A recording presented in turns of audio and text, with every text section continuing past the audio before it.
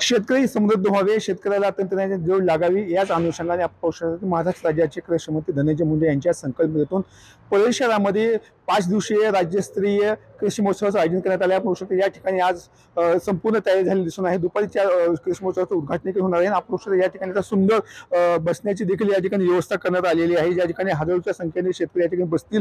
आणि सध्या पावसाचे दिवस असल्यामुळे आपण बघू शकतो की या ठिकाणी 3 असे सुंदर असे वॉटरप्रूफ बंडल देखील देण्यात आलेले आहेत। आणि त्यामुळे आता या ठिकाणी अनेक शेतकरी स्टॉल देखील मोठ्या प्रमाणात लावण्यात येणार आहेत।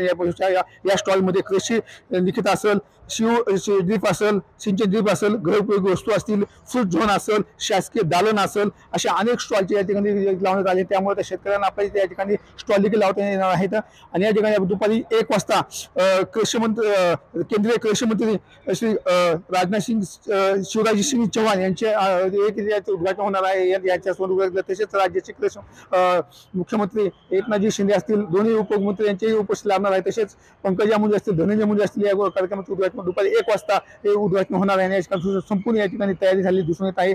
आणि दुपारी 1 वाजता दुसऱ्या याच उद्घाटनाला सगळे राज्याचे कृषी मंत्री असतील उपस्थित राहण्यात आपण कृष्ण धनंजय मुंडे यांच्या माध्यमातून शेतकरी जास्तीत जास्त यामध्ये सहभाग घ्यावा असे या ठिकाणी आवाहन करण्यात आलेलं आहे।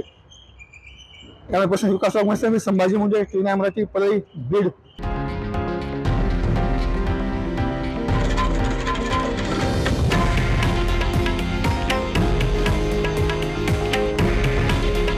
हे आहे देशातील नंबर 1 न्यूज नेटवर्क आणि आपण पाहत आहात TV9 मराठी।